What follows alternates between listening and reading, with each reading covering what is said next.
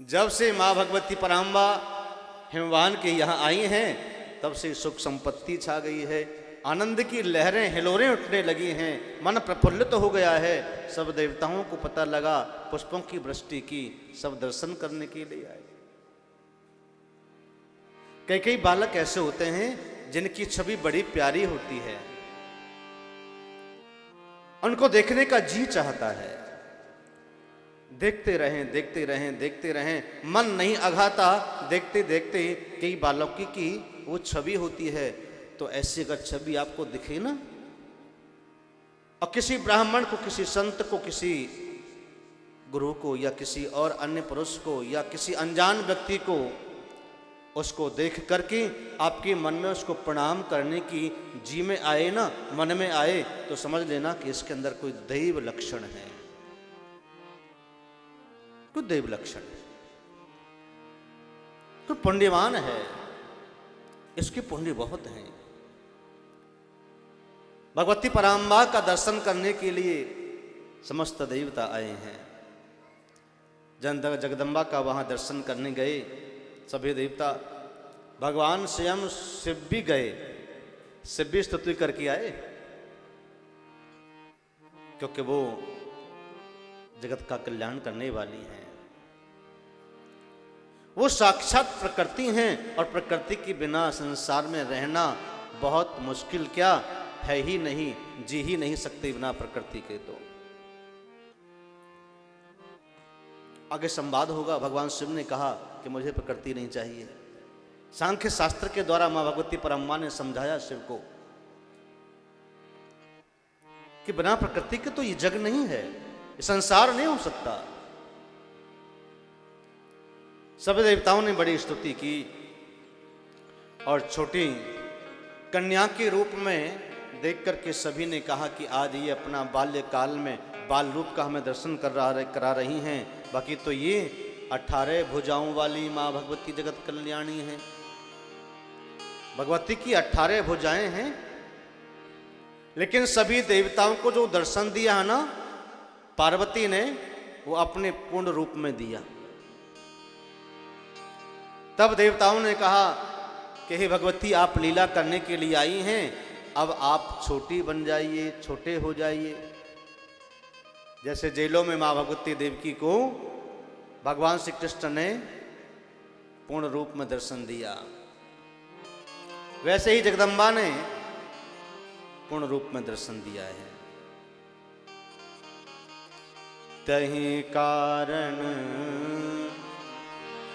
हिमगिरि ग्रह जाई, जन्मी पार्वती तनु पाई। नित्य नूतन मंगल ग्रह तासु, ब्रह्मादि के गावै जस जासु। जहाँ भगवती पराम्बा ने जन्म लिया, वहाँ स्वयं देवताओं ने स्तुति की, और ब्रह्मा ने स्तुति की, शिव ने स्तुति की, विष्णु ने स्तुति की, और समस्त देवता आए, बड़े हर्षित हुए हैं। क्योंकि माँ भगवती की जन्म में तो उनका एक कारण छुपा है। सुर नर मुनि जन की यह रीति, स्वार्थ लागे करें ये प्रीति। देवता भी कम नहीं है स्वार्थ बने में, मनुष्य तो है ही, लेकिन देवता भी स्वार्थी हैं। सुर नर मुनि जन की यह रीति, देवताओं का यह रहस्य छुपा है कि हमें तो दैत्य लोग सता रहे हैं, तो माँ भगवती जगदम्बा आई हैं, जल्दी से भगवान शिव का विवाह हो और हमारे कारण का भी यहां समाप्ति हो जाए। प्रेम से कहिए हर हर। तो भगवती पराम्बा ने सबको दर्शन दिया। इसी समय वहाँ पे हिमालय के यहाँ जितने भी पर्वत थे, नदियाँ थीं और मैनाक का जितना भी बड़ा पर्वत था, ये मैनाक जो है ना, मैना और हिमालय ये पर्वत हैं, ये भी ब्रह्मा की सृष्टि में ही आते हैं। वृक्ष और लता पता, झरने, समुद्र और पहाड़, ये सब ब्रह्मा जी ने ही रचना की है। पशु पक्षी, जड़ चेतन और व्यक्ति, इंसान, ब्रह्मा की सृष्टि में है सब। क्यों जाते हैं वृंदावन दर्शन करने? कुछ लेने जाते हो ना? दर्शन करने से मन तृप्त होता है। जिसका दर्शन करने से मन तृप्त होता है, उसके घर में, उसके मन में सर्वदा आनंद ही आनंद है। लेकिन प्रेम का दर्शन होना चाहिए, मात्र दर्शन होना चाहिए। कोई कामना नहीं, कोई वासना नहीं, कोई आपकी मांग नहीं। मांगने से तो आप गिर जाओगे नजरों से। मांगन से मरना भला, जो घर मांगन जा। कभी मांगना मत किसी से। मांगने से आपकी इज्जत कम हो जाएगी। लोग कहेंगे कि अरे यार ये तो ऐसे ही, ये तो मांगने वाला है। लेकिन कई लोगों को तो मांगने की आदत पड़ी रहती है। आज की युग में जो ना मांगे उससे कुछ मिलता भी नहीं।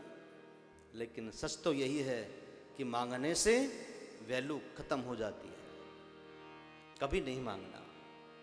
कई लोगों की आदत होती है, चाय की पत्ती खत्म हो गई, कोई रिश्तेदार आ गया, तरह छोड़ो किसी पड़ोसी से ले आओ जरा 2 चम्मच, बाद में दे देंगे। अब वो देने वाली बात कहाँ, 2 चम्मच चाय की पत्ती कोई वापस लेगा? ये काम चलाने वाली बात है। ये कृपण कंजूस का काम है कि मांग करके अपना घर चलाए, काम चलाए। नहीं, मंदिर में जाओ, भगवान के यहां जाओ, कहीं जाओ तो मांगना नहीं।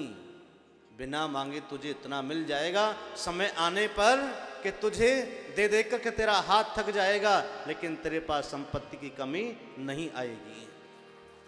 मूल बात है, समझ लीजिए। मांगोगे तो उतना ही मिलेगा जितना तूने मांगा है, ज्यादा थोड़ी मिलेगा। प्रेम से कहिए हर हर। आज या हिमालय में ना बधाई दे रहे हैं, कोई मांग नहीं रहा है, अपनी स्वेच्छा से दान कर रहे हैं कि हमारे यहाँ साक्षात लक्ष्मी आई है, हमारे यहाँ साक्षात दुर्गा आई है। लोग जब लड़का होते हैं तो खुशियां मनाते हैं, लड़की होती है तो फिर उनके मन कमजोर हो जाते हैं, टेंशन बढ़ जाती है।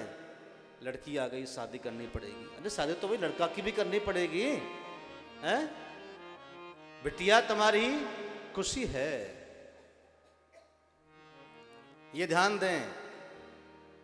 पुत्री हमेशा खुशी चाहती है और घर में खुशियां प्रदान करती है। जब से भगवती महापराम्बा आई हैं तब से शैलराज, हिमालय, मैना और उनके भाई मैनाक, पूरे परिवार में आनंद की खुशियां छा गई। खुशियां मनाओ, जब घर में कन्या आए तो बेटी का भी नामकरण करो, खुशियां करो, पार्टी करो और बधाई बांटो,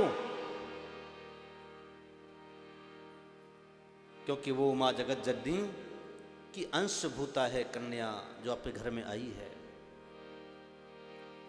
वो दुर्गा का ही एक अंश है, वो प्रकृति है, आपका घर में सुख देने के लिए आई है। मां भगवती का नामकरण हुआ, नाम पार्वती रखा और प्यार के नाम कोई सुशीला बोलता तो कोई बंधु प्रिया बोलता। जब माँ भगवती तपस्या करने के लिए जा रही थी तो मैना ने मना किया, तो उस समय उनका नाम उमा रखा।